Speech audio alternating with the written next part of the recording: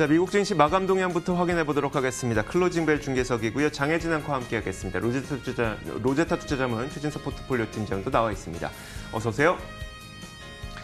자, 먼저 장혜진 앵커가 3대 지수 어떻게 마감됐는지 정리해 주실까요? 네, 현지 시간 19일 미국 3대 지수는 코로나19 2차 유행에 대한 우려가 지속하면서 혼조로 장을 마쳤습니다.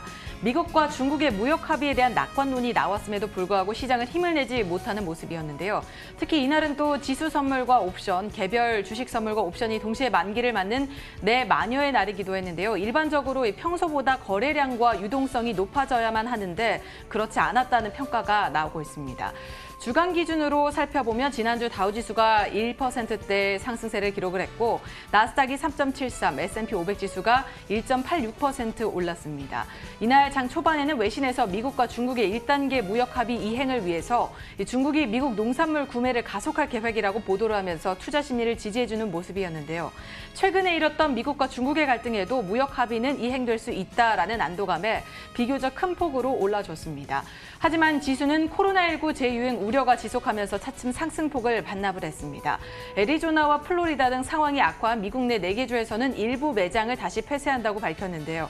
애플 역시 매장을 폐쇄하겠다라고 밝혀 지수는 일제히 하락세로 돌아섰습니다.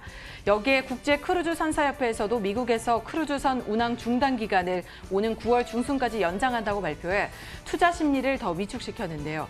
다행히 장 막판에는 연준이 추가 부양에 대한 기대를 심어주면서 낙폭을 줄이는 모습이었습니다. 리처드 클라리다 연준 부의장은 현재 경제 상태는 연준이 목표한 바보다 여전히 멀리 있다면서 연준이 할 수 있는 것은 더 있고 더 할 것이다 라고 말을 했고요. 보스턴 연은 총재 역시 연준과 의회의 추가 지원이 필요하다고 주장하면서 앞으로 나올 부양책에 대한 기대감이 안도 심리를 불러 넣어줬습니다. 보다 자세한 마감 상황도 확인을 해보시죠. 상승 출발한 다우지수부터 확인을 해보시죠. 코로나19 재유행에 대한 우려가 급부상하면서 장중에 큰 낙폭을 보이는 모습이었고요. 여러 요인들이 작용을 하면서 이 낙폭을 줄이는가 싶었지만 힘을 내지 못하고 0.8%대의 하락세 기록하면서 25,871포인트 거래 마쳤습니다. 이어서 나스닥 지수도 함께 보시죠. 0.03% 보합권에서 소폭 오른 채 마감을 했는데요. 9,946포인트에 장 마쳤습니다. 역시나 비슷한 흐름을 보여줬고요. 장중에 큰 낙폭을 확인할 수 있었습니다. 마지막으로 S&P 500 지수입니다. 0.56% 떨어져 3,097포인트에 마감을 했습니다. 코로나19 재유행 추이에 따라서 증시의 변동성이 굉장히 커지고 있는 모습인데요. 팀장님, 이날 금요일 증시 어떻게 보셨나요? 네, 이날 보면 S&P 500 지수가 장중 흐름에서 아래로 마이너스 1%, 그리고 위로도 플러스 1.3%, 이렇게 한 2.3%포인트 정도로 이 변동성이 굉장히 심했던 그런 하루였습니다. 역시나 코로나19 재유행 추이에 따라서 좀 출렁거렸다라고 정리를 할 수가 있을 것 같고요. 초반 분위기는 나쁘지 않았죠. 특히 이 항공주를 비롯한 경제 정상화 수혜주 위주의 반등이 다시 한번 좀 기대가 됐었습니다. 여기에 또 기술주 강세도 지속이 됐죠. 오전장만 하더라도 애플이라든지 페이팔, 그리고 마이크로소프트, 어도비 등이 신고가를 또 기록하기도 했습니다. 하지만은 결정적으로 장중에 애플이 코로나19 2차 확산의 일부 매장 다시 폐쇄한다라는 소식을 전했고요. 그러면서 경제 정상화에 또 수혜를 받을 것으로 기대가 됐던 기업들의 주가가 좀 동반으로 하락하는 그런 모습이 나왔습니다. 이후에 애리조나라든지 플로리다에서 신규 확진자가 최대를 기록했다라는 소식, 그리고 크루즈 선사들이 미국에 대한 이 출항을 9월 15일까지 연기한다라는 소식, 이런 부분들이 결국은 경제 정상화, 리오프닝 수혜주의 좀 이 반등을 좀 막는 그런 모습이 나왔고요. 다우와 나스닥 같은 경우에 주간 상승을 기록하기는 했지만은 결국은 2차 웨이브 우려는 좀 극복을 못했던 증시라고 정리를 할 수가 있을 것 같습니다. 자, 이어서 상품 시장 마감도 살펴보도록 하겠습니다. 지난 금요일에 국제유가는 약 2% 넘는 상승을 기록했습니다. 아쉽게도 그래도 이 WTI 가격이 $40를 돌파하지 못한 채 마감이 됐는데요. 상승 요인과 하락 요인이 첨예하게 맞붙었습니다. 먼저 상승 요인을 한번 살펴보자면 오펙 플러스 산유국 감산 모니터링 회의가 지난 목요일에 열렸는데 이라크와 카자흐스탄 등 이 감산 할당량을 채우지 못한 국가들도 이 할당량을 채우기로 했다는 소식이 긍정적으로 작용을 했고요. 반면 계속 듣고 계신 계시는 것처럼 코로나19 재확산 우려가 발목을 잡으면서 상승을 좀 제한시켰습니다. 그러다 보니까 40달러 돌파하지 못한 채 WTI 가격은 39.4달러 선에서 마감이 됐습니다. 국제 금값 살펴보면 지난 금요일에 약 1% 정도 올랐습니다. 코로나19 재확산 우려가 반영이 되면서 경제 활동, 경제 회복에 이 속도가 둔화될 것이라는 우려감이 금값 상승을 이끌었다는 분석입니다. 1756.2달러까지 오른 채 마감이 됐고, 이어서 국제 금리, 10년물 국채 금리 살펴보도록 하겠습니다. 큰 변동은 없었습니다만 약간은 좀 내려간 모습입니다. 0.7%를 간신히 지킨 채 마감이 되는 모습이고요.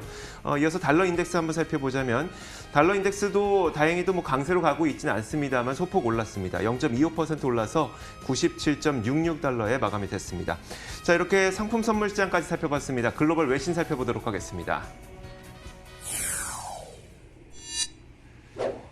자, 첫 번째 소식부터 한번 볼 텐데요. 최진석 팀장님, 금값과 관련된 내용이 준비됐네요. 네, 맞습니다. 골드만삭스가 지난 19일 금요일에 국제 금값이 향후 1년간 온스당 2,000달러에 도달할 것이다. 현재 대비해서 약 한 15% 정도 상승할 것으로 점쳤다는 내용을 가져와 봤습니다. 이 같은 수치는요, 지난 이 전망치 1,800달러 대비해서 약 한 11% 정도 상향 조정한 수치가 되겠고요. 3개월과 6개월 전망 역시도 골드만삭스에서는 기존의 1,600달러, 1,650달러에서 1,800달러 그리고 1,900달러로 상향 조정을 했습니다. 골드만삭스에서는 경기 회복 초기에 금에 대한 투자 수요가 증대된다라고 얘기를 했습니다. 그 이유는 특히 통화 가치의 하락, 디베이스먼트라고 표현을 했고요. 그리고 저금리가 이어질 것이다. 그리고 실제 금리가 좀 낮게 유지가 되는 환경이 유지될 것이다라는 그런 근거를 들었습니다. 동시에 경제 봉쇄 완화라든지 그리고 달러 약세에 따른 신흥시장의 이 소비 회복도 관측되고 있다고 골드만삭스 측에서는 분석을 했는데요. 즉 점진적으로 경기 회복이 일어나는 것에도 불구하고 코로나19발 위기 때문에 높은 이 경제 불확실성이 유지될 것이고, 그러면서 금 수요가 지탱할 것이다라는 판단을 했습니다. 골드만삭스는 과거에도 금에 대한 전망을 긍정적으로 보는 기관 가운데 하나였다고 하는데, 이 다른 기관들은 어떨까요? 네, 골드만삭스의 일단은 그 전망의 히스토리를 먼저 좀 살펴본다면은 지난 3월 말쯤에 코로나19 공포가 피크를 좀 쳤을 때는 금마저도 현금 확보 수요에 좀 밀리는 그런 양상이 나타났었죠. 그러면서 금값조차도 급락을 했었고, 이후에 한 1,600달러 중반 정도로 회복을 했었는데, 당시에 이 골드만삭스가 12개월 금값 전망을 1,800달러로 제시를 하면서 매수 타이밍이다라는 그런 분석을 내놓은 바가 있습니다. 이후에 한 3개월간 약 한 6% 정도 금값이 상승을 했기 때문에 역시 좀 신뢰가 가능한 그런 기관이다라고 해석을 할 수가 있을 것 같고요. 다만 최근에 금값 같은 경우에는 좀 지지부진한 흐름을 보이고 있죠. 여기에 대해서 HSBC 같은 경우에는 이 금 투자자들이 계속된 리스크 온오프 심리 변화에 좀 피로감을 느낀 듯하다라고 분석을 했습니다. 즉 단기 하락일 수는 있겠지만은 저금리 환경과 이 역대급의 경기 부양책 그리고 지정학적 갈등 등이 금 수요를 지지할 것이다. 이렇게 다른 기관도 일부는 좀 동의를 하고 있습니다. 네, 금 같은 경우에는 우리가 안전자산으로 분류를 할 수 있겠는데, 금값의 강세 전망은 반대로 증시, 즉 위험자산의 부진을 좀 점쳐볼 수 있겠는데요. 여기에 대해서는 어떤 의견들이 나오고 있나요? 네, 맞습니다. 골드만삭스 같은 경우에는 JP모건이라든지 모건 스탠리와 달리 증시에 대해서 좀 보수적으로 실제로 좀 보고 있습니다. 다만 기술주 강세가 지속될 것이다라는 전망을 했었죠. 즉 빠른 경제 정상화는 힘들 것으로 보고 있는 그런 IB라고 해석을 하면 될 것 같습니다. 이런 이 우려에 대해서 최근에 찰스 슈업 같은 경우에도 시장은 V자 이 경기 반등을 기대하고 있지만 현실은 W자가 될 것이다라고 경계론을 제시한 바가 있고요. 인베스코라는 그런 기관에서도 시장이 지금 경기 회복을 과신하고 있다라는 그런 분석을 내놓은 바가 있습니다. 밸류에이션 닥터라고 불리는 저명한 재정학자죠. 뉴욕대 어스워스 다모다라는 교수 같은 경우에도 시장이 개인 투자자들의 힘을 좀 과대평가하고 있다라고 얘기를 했거든요. 이런 증시에 대한 경계론도 계속해서 참고를 해봐야 될 것 같습니다. 다음 뉴스는 이조 앵커의 픽입니다. 내용 전해주시죠. 저는 조금 다른 맥락의 이야기를 준비해봤는데요. CNBC에서는 미국 증시가 최근 좀 비싸 보일 수 있겠지만 과거의 버블 시장과는 전혀 다른 양상을 띠고 있다는 그런 분석 기사가 있어서 전해드리도록 하겠습니다. 제목에서 보이는 것처럼 이 S&P 500 지수의 시장이 지금 현재 좀 프라이시해 보인다. 가격이 좀 비싸 보이지만 이것은 과거의 그 시장 버블과는 전혀 다른 양상을 띠고 있다라고 얘기를 했는데요. S&P 500 지수가 12개월 포워드로 거의 22배까지 올라갔기 때문에 고평가된 것은 사실입니다. 게다가 이 고평가는 20년의 최고의 그 고평가를 받고 있는 것도 부인할 수 없는 사실이긴 한데 이 버블이 아닌 이유를 몇 가지를 이 기사에서는 내놨습니다. 첫 번째 이유가 바로 이 버블은 광범위한 긍정론과 함께 찾아온다는 것이죠. 버블이 탄생할 때에는 항상 뭐 새로운 시대, 뭐 뉴 에라, 그러니까 새로운 시대가 다가온다면서 뭐 기업의 이익이나 밸류에이션 이런 거 따지지 않고 돈이 밀려 들어오게 됩니다. 하지만 지금은 여러분들도 보시는 것처럼 개인 투자자들의 투기적 매매에 대한 경계심이라든지 아니면 미국 증시가 이게 과연 약세장이냐 강세장이냐 이런 논란 등 거의 뭐 광범위한 긍정론과는 사뭇 다른 분위기이기 때문에 좀 다른 양상을 띠고 있다는 것이고요. 두 번째가 바로 이겁니다. 비판하기 좋아하는 사람들은 대체로 이제 1999년 당시에 있었던 닷컴 버블을 많이 인용하기 마련인데 지금은 그 당시와 전혀 다르다는 분석인데요. 지금도 기술주의 과도한 상승에 대한 경계심이 시장 고평가 논란의 중심에 있습니다. 하지만 나스닥 100 지수의 이 밸류에이션을 살펴보게 되면 현재는 28배의 거래가 되고 있는데 1999년 당시에 이 나스닥 100 지수는 80배, 굉장히 높은 그 가격에 거래가 됐습니다. 그만큼 그 과거 닷컴 버블과도 상당히 다르다는 것이죠. 세 번째가 실물 경제와 증시와의 괴리감이 상당히 크다는 그런 비판인데요. 이 비판에 대해서도 이렇게 얘기를 하고 있습니다. 자, 그림을 보면서 한번 설명을 드리도록 하죠. 이 파란색 선이 바로 S&P 500 지수의 움직임이고요. 이 녹색 선이 소비자 신뢰 지수입니다. 소비자 신뢰 지수가 실물 경제라고 친다면 증시는 이제 뭐 증시겠죠. 이 증시와 실물 경제와의 괴리가 굉장히 커 보이죠. 이 바로 오른편이 이건데 이 시점을 바로 아래 보시면은 2010년 12월 26일의 상황입니다. 그러니까 실물 경제와 이 증시와의 괴리감이 굉장히 크다는 비판이 있으면서 시장은 하락할 것이라는 분석이 있지만 2010년 말을 떠올려 보시면요. 2020년까지 10년에 걸친 최장기간 강세장이 시작됐던 그런 시점입니다. 이 시점에도 마찬가지와 실물 경제와 증시와의 괴리감이 있었던 시기는 사실인 거죠. 그러니까 메인스트리트와 월스트리트의 괴리감이 있다고 해서 증시가 반드시 하락할 것이다라고 하는 논리도 사실 맞지는 않다고 볼 수 있는 겁니다.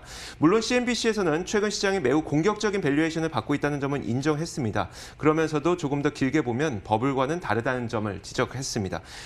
팀장님, 이 시장이 고평가되어 있다는 이야기는 참 많은 근거를 통해서 얘기를 들었기 때문에 그러면 이번에는 시장 고평가되지 않았다는 월가의 의견을 한번 정리해보면 어떨까요? 네, 앞서서 골드만삭스가 좀 보수적인 전망을 견지하고 있다고 한다면은 대표적으로 모건 스탠리와 JP 모건 같은 경우에는 증시에 대해서 계속해서 최근에도 강세장론을 펼치고 있습니다. 모건 스탠리는 향후 12개월에 걸쳐서 미국 증시가 추가로 상승할 수 있을 것이다.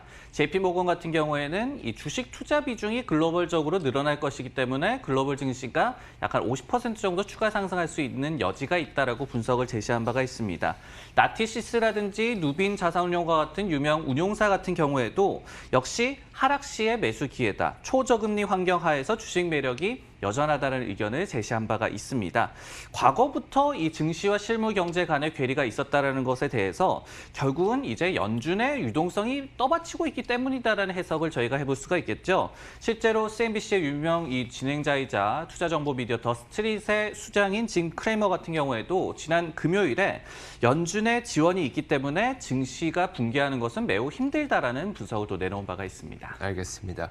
자, 두 번째 외신까지 살펴봤습니다. 이어서 장혜진 앵커가 꼽은 외신도 확인해 보도록 하죠. 네, 이날 금요일장에 상당한 영향을 미쳤던 소식이었는데요. 경제 재개에 따른 코로나19 재유행 우려가 현실이 되었습니다. 지난주 금요일 미국 내 코로나19 신규 일일 확진자 수가 3만 명을 넘어서면서 지난 5월 1일 이후에 역대 최대치를 감염자 수를 기록을 했는데요. 신규 확진자 수 급증세가 그 어느 때보다 빠르게 급증하고 있어서 우려가 더욱 커지는 가운데 이 가운데 이제 많은 사람들이 모이는 곳을 중심으로 더 확산이 되고 있고요. 경제 재개에 적극적으로 나선 지역들, 남부나 서부, 중서부 지역에서 확진자 수가 더욱 급증을 하고 있는 것으로 확인이 됐습니다. 애리조나와 플로리다, 캘리포니아, 네바다, 사우스캐롤라이나가 지난 금요일에 사상 최고 일일 확진자 수를 기록하면서 전체적인 수의 급증세에 힘을 더한 것으로 나타나고 있고요. 플로리다 같은 경우에는 현지 시간 20일 토요일에 신규 확진자 수가 4,049명으로 나타나면서 이 3일 연속 일일 신규 확진자 수 최대치를 기록을 하고 있습니다. 미국 질병관리본부는 이에 따라서 오는 7월 11일까지 총 사망자 수가 최대 14만 5천 명까지 늘어날 수 있다고 전망을 했는데요. 현재 사망자 수가 11만 9천 명인 것을 감안을 한다면 상당히 많은 수가 빠른 시일 내에 사망을 할 것이다. 굉장히 위험한 상태다라고 경고를 한 것입니다. 여기에 미국 대선이 점차 가까워지면서 선거 운동 등이 진행이 되고 있는데 이때 사람들이 많이 모일 것으로 예상이 돼서 2차 유행에 대한 우려는 더욱 커지는 상황입니다. 특히 오클라호마주 털사에서는 지난 토요일에 트럼프 대통령 선거 유세로 사람들이 굉장히 많이 모였는데 사진을 통해서 확인을 해본 결과 상당수가 마스크를 하지 않은 것으로 확인이 됐습니다. 영상에서도 확인을 해볼 수 있듯이 사람들이 굉장히 마스크 없이 그냥 이 선거 운동을 유세를 듣고 있는 상황인데요. 이에 따라서 신규 확진자 수가 또 한 번 급증할 것으로 보건당국에서는 예상을 하고 있고요. 여기에 트럼프 캠페인 팀 중 터사 이 선거 운동을 도운 멤버 6명이 코로나 양성 판정을 받은 것으로 드러나서 앞으로의 상황은 더욱 악화될 것으로 예상이 되고 있습니다. 이렇게 코로나19 재유행이 현실로 나타나고 있는데요. 여기에 따라서 시장은 재차 하락을 할까 걱정이 되는 부분도 있습니다. 어떻게 봐야 할까요? 네, 지난 19일 금요일장 같은 경우에도 잘 나가다가 애플이 매장을 다시 폐쇄한다라고 얘기를 하니까 이런 부분들이 2차 유행에 대한 그 우려로 해석이 되면서 시장도 좀 발목을 잡히는 모습이 나왔죠. 하지만 시장에서는 일단은 3월에 기록을 했던 저점을 재터치할 가능성은 좀 낮게 보고 있습니다. 앞서서도 짐 크레이머의 말처럼 연준의 정책이 좀 뒷받침하고 있기 때문이 될 텐데 다만 경제 정상화 관련주가 본격 반등을 할 시기는 좀 지연될 가능성은 있을 것 같습니다. 여기에 또 기술주, 이 상대적으로 코로나19 팬데믹에 좀 영향을 덜 받는 그런 업종이 상대적인 강세를 지속할 가능성은 좀 염두를 해야 될 것 같습니다. 여기에 모건 스탠리 같은 경우에는 이런 얘기를 했습니다. 신규 확진자가 아닌 입원율에 우리가 주목을 해야 한다. 즉 중증 환자 급증 등의 위기 상황을 일단 시장에서는 최악의 시나리오로 지금 간주하고 있습니다. 자, 이렇게 글로벌 이슈 살펴봤습니다. 이어서 종목 뉴스 확인하도록 하겠습니다.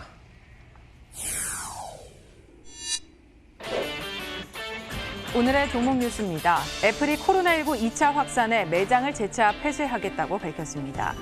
골드만삭스에서는 슬랙이 마이크로소프트와 경쟁 우려가 된다면서 투자 의견을 하향 조정했습니다. 국제크루즈선사협회가 미국 내에서 크루즈선 운항을 9월 15일까지 중단하겠다고 전해 크루즈 관련주의 피해가 불가피해 보입니다. 자, 첫 번째 소식은 최진석 팀장이 애플에 대한 소식을 준비해 주셨는데 시장 하락을 이끌었던 뉴스였었죠. 네, 맞습니다. 블룸버그에서 보도를 했죠. 애플이 코로나19 재유행 우려에 미국 내 매장을 재차 폐쇄했다라는 그런 내용을 준비를 해봤습니다. 애플이 애리조나와 플로리다, 노스캐롤라이나와 그리고 사우스캐롤라이나 이 4개 주에서 오프라인 매장 27곳 중에 11곳을 폐쇄한다라고 얘기를 했습니다. 그러면서 자체적으로 만약의 사태에 좀 대비하는 용이다라고 해석을 달았습니다. 애플 같은 경우에는 지난주 기준으로 미국 매장 271곳 중에 154곳을 영업 중이었기 때문에 이번에 좀 오프라인 측면에서는 좀 영업 차질이 다시 한번 예상되는 그런 시나리오가 나왔습니다. 애플은 전 세계 매장을 코로나 팬데믹 당시에 폐쇄를 했었고요. 그다음에 이제 리오프닝 기대감으로 주가가 상승했는데 이번 소식이 애플 주가에는 어떤 영향을 미치게 될까요? 네, 5월 말에 미국 매장을 약 한 100개 정도 영업 재개를 한 바가 있죠. 그리고 말씀해 주셨듯이 사업 정상화 기대 등에 19일장에서도 이 오전에는 신고가를 다시 한번 좀 기록하기도 했습니다. 3월 중순에 이 루프 벤처스라는 그런 기관에 따르면은 이 리테일 매장은 애플 매출의 약 한 8% 정도밖에 차지를 하지 않습니다. 그렇기 때문에 당장 어떤 가시적인 실적에 대한 타격은 이루어지지는 않을 것 같은데요. 다만 미국의 소비 경기 자체에 대한 시사점은 좀 부정적으로 저희가 해석을 할 수가 있을 것 같습니다. 웨드부시라는 IB에서는 코로나19 관련 변수에 지금 시장이 굉장히 좀 노출돼 있고 요동치고 있다. 이런 부분이 좀 우려스럽다라고 얘기를 했고요. 존스 홉킨스대에 따르면은 주말간에 미국의 또 신규 확진자가 3만 4천 명 정도 늘어서 224만 명을 기록을 했는데 1.6%가 늘어난 수치입니다. 6월 최고치를 또 한번 좀 경신을 했기 때문에 앞으로도 이런 부분들이 애플의 주가 그리고 실적에 영향을 미칠 가능성은 저희가 생각을 해야 될 것 같습니다. 네, 다만 애플이 인텔 칩 사용 여부와 관련해서 곧 중대한 발표를 하겠다라고 밝혔잖아요. 여기에 대한 자세한 소식 전해주시죠. 네, 맞습니다. 뉴욕타임즈가 보도를 했거든요. 이르면 22일 월요일 개발자 회의를 애플이 개최를 하죠. 여기에서 맥 제품에 인텔의 칩 대신에 자체 프로세서를 탑재할 계획을 발표할 것이다라는 그런 내용이 전해졌습니다. 기사 내용에 따르면은 15년간 이어진 그리고 실리콘밸리 내에서 가장 영향력이 있는 파트너십의 결별을 의미한다고 하는데요.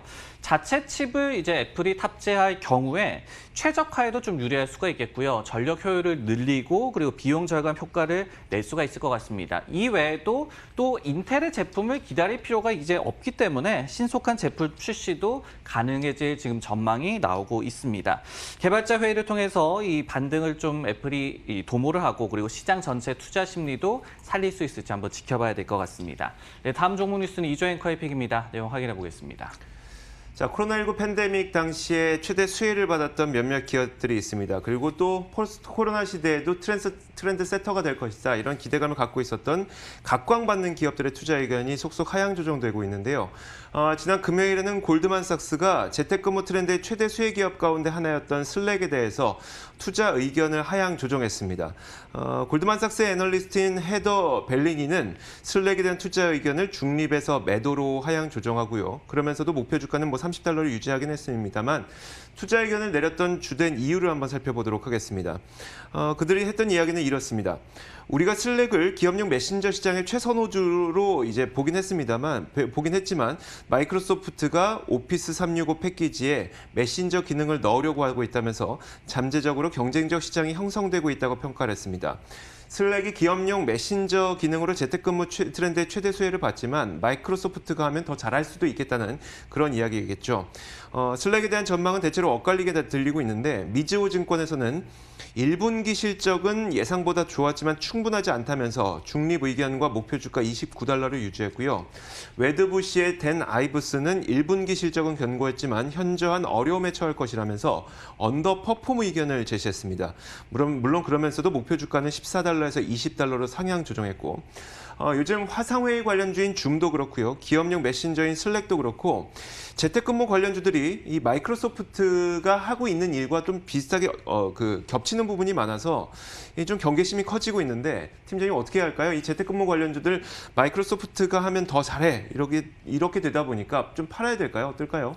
슬랙에 관련된 좀 분위기를 보기 위해서는 6월 4일에 발표된 실적 그리고 그 이전에 제시됐던 투자 의견도 좀 살펴볼 필요가 있을 것 같아요. 실적 발표 전에 코인이라는 IB에서는 아웃퍼폼 커버리지를 게시를 했습니다. 그러면서 주가를 $45로 전망을 했거든요. 그러면서 지금 주가에 호재가 덜 반영돼 있다. 마이크로소프트의 위협이 있겠지만은 실적 발표 이후에 이 슬랙에 대한 주가도 그렇고 이 회사에 대해서 재평가가 일어날 것이다라고 얘기를 했습니다. 근데 실제로 뚜껑을 열어보니까 실적이 굉장히 좋게 나왔죠. 하지만은 다음 날에 주가가 14%나 급락을 하면서 뉴스에 팔아라라는 월가 격언을 입증한 그런 기업의 사례가 됐습니다. 이후에 그리고 복수의 이런 경쟁 심화 등의 우려가 나온 셈이 되겠죠. 즉 지금 슬랙 같은 기업 같은 경우에는 밸류에이션 업그레이드가 필요한 시점이 도래한 것으로 지금 해석을 할 수가 있을 것 같습니다. 자, 이어서 장혜진 앵커가 꼽은 마지막 종목도 살펴보도록 하죠. 네, 코로나19 재유행 우려에 따라서 이 가능성이 높아짐에 따라 경제 재개와 함께 운항을 조금 재개할 것이다. 회복을 좀 점쳤던 업종들이 앞으로 상당한 영향을 받을 것으로 예상이 되고 있습니다. 이 가운데 크루즈선도 마찬가지인데요. 크루즈선들의 길이 막혔습니다.